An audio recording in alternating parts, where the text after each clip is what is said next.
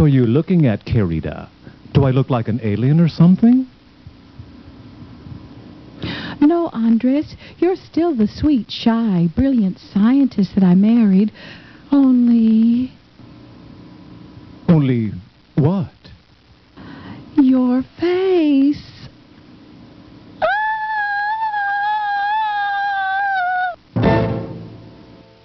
Y ahora, Cinema Fantástico presenta I Married a Chupacabra from Outer Space. Since we happen to be talking about Chernobyl a little earlier, on my Illuminati line, you're on the air. Hello. Yeah, hello, Art? Yes. Yeah, the thing is that the conspiracy is that for years they've been saying aluminum cans, but they ain't. It's steel. It's steel, and I'm going to tell you that people have been saying that for I don't know how long, and they know that it's the truth. And if anybody ever tells you otherwise... Well, if they're steel cans, how come you can crunch them so easily? Oh, no. It's thin steel, and we've been paying prices that are unconscionable for it. That's the aluminum conspiracy. Well... Aluminum naughty. I'm sorry? Never mind. You are sorry. Wildcard line, you're on the air. Hello? Going on. I was trying to get a hold of Art Bell. That's who you've got, so turn your radio off. That's the first thing. Just set it off. All right, good. Where are you? I am in Kingman, Arizona. Yes, sir. And I'm calling in particular about the producer that called last night because I happen to be an expert on Chupacabra. Okay, and I do have... You realize they are making a movie called Chupacabra? Yes, I do know that. I do know they're making a movie called Chupacabra. They promised me a speaking role in that movie. I beg your pardon? An audio role, that I would be able to say something in that I understand movie. they gave you a speaking role on it, if you wish to have it. But the documentation of the Chupacabra was produced by NBC, the National Broadcasting Company, in 1976, and it was produced through a documentary called Euphorians, Warlords of the Universe. Euphorians? Yes, this is a movie they produced that was a documentary that told you where all UFOs, Chupacabras, so on and so forth actually come from. And I do have the phone number that I'd give you off the air. I don't think you want to broadcast NBC's number over the air. No, I don't. Right. They'd get very upset. And I'd be more than happy to hold on. Well, you'd have to hold on till the end of the program, and I can't do that. Try calling me after the program. After the program on the wild card line or your Yes. other line? Well, on the wild card line. Okay, because Chupacabras have existed for years and years and years, and they were proved, as a matter of fact, to be doing all the cattle mutilations around the country. UCLA and the University of Irvine did a study, and as a matter of fact, they had Kodak develop special film for them at $8,000 a roll, clear back in the early 70s, in order to take pictures of them. And where, pray tell, are these photographs now? They are at NBC. NBC has them? Yes, NBC has the entire documentation of the entire movie. What it was a lecture by different professors, and when people saw it on TV, if they thought it was a science fiction movie, they turned it off, because anybody who's been to a lecture knows that they get very boring, very long, and very drawn out. Yep. And they told why the UFOs have contacted every nation in the world and refuse to deal with the United States or with England. Boy, that's a lot to be holding on to. Well, they think that we are the wolf in sheep's clothing is what it boils down to. They're probably right. And, yeah, there's a very high probability of that. All right, well, listen, I've got to scoot. I appreciate the call. Try and get hold of me after the show, and we'll get the secret NBC number.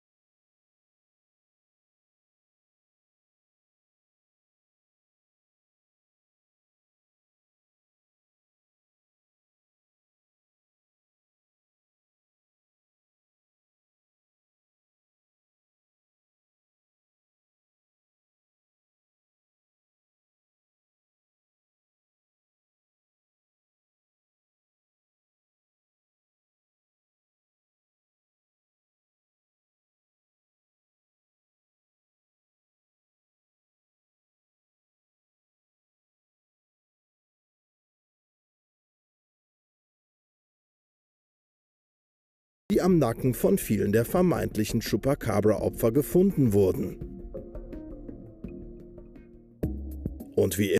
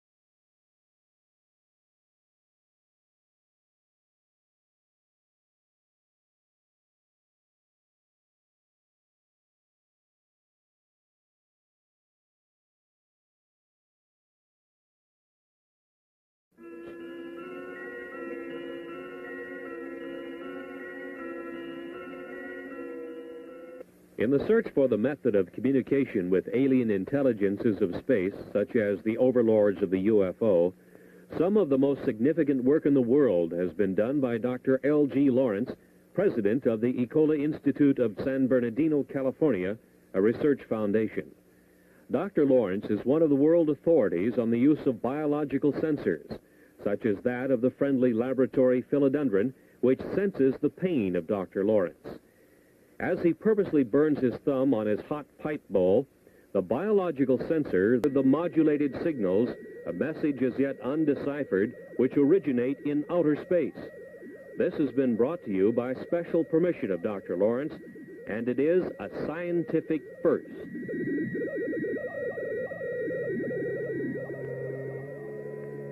Dr. Lawrence reminds us that radio telescopes such as this giant multi-million-dollar installation in Puerto Rico have had no results whatsoever, and either telescopes seem useless in receiving cosmic messages, probably because they are looking and listening to the wrong possible sources. He recommends biological sensors instead. His low-cost equipment has resulted in a tape recording of interstellar communication, and it is on file with the Smithsonian Institution in Washington, D.C.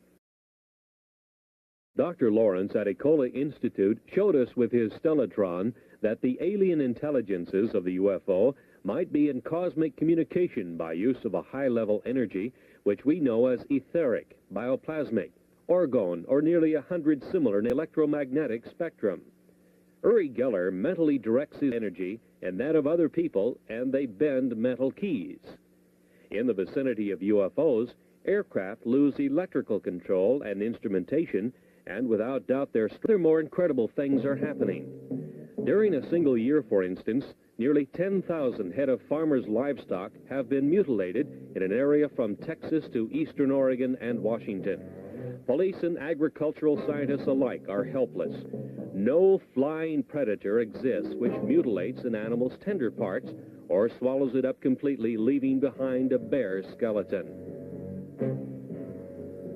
UFOs can be blamed, says the University of Wyoming student newspaper. There is now striking evidence that the cause is not a configurated UFO spacecraft, but what is mistaken for a UFO is something just as new to science. Invisible flying predators, which can be photographed with the aid of an ultraviolet filter 18A and Ectacolor film. This was first accomplished by Trevor James Constable, a UFO researcher for a quarter of a century. Constable, in Southern California, builds equipment which gathers orgone energy, or etheric or biological energy. Years ago, he noted that his energy-gathering devices attracted invisible critters. He also photographed them at 35,000 feet through an ultraviolet filter near a commercial jet. They were invisible to the pilot. This is an artist's drawing by Don Dixon of one of the frames of the research camera's film showing the invisible flying critter. Apparently, the predator sought by farmers and county sheriffs nationwide is the animal killer. The invisible flying predator. There seems no other explanation of what has happened to the thousands of mutilated animals. Once again, a new scientific door is opened, and through it we see invisible animals which can fly by degravitating themselves and which seem to live off the biological energy of other land-bound animals.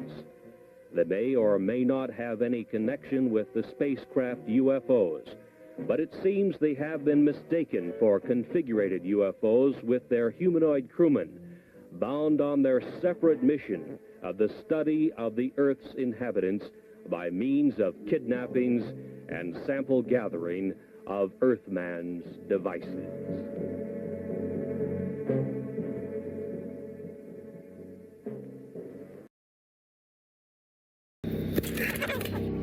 Ses victimes sont des volailles et du bétail. Il laisse derrière lui une traînée de sang qui s'étend des Caraïbes au continent nord-américain. Qu'est-ce qui avait pu le tuer et l'abandonner? J'étais sous le choc. Ces massacres ont un point commun. Ces animaux étaient vidés de leur sang et étaient étendus, morts. Il n'avait plus une goutte de sang. Selon certains, il s'agirait d'un monstre d'origine extraterrestre. Pour d'autres, d'une nouvelle espèce animale. Cet animal étrange a été baptisé El Chupacabra. C'est quoi ça? Mon Dieu! Des observations d'animaux étranges, une découverte étonnante et une enquête médicale. C'est un animal adulte. Vont éclaircir le mystère qui entoure le Chupacabra.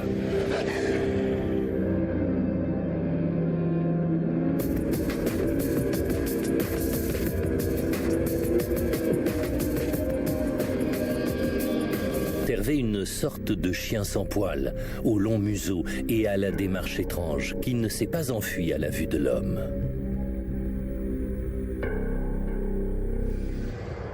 Il s'arrêtait et se retournait de temps en temps pour me regarder, mais il n'a jamais fui. Il a simplement marché avant de disparaître.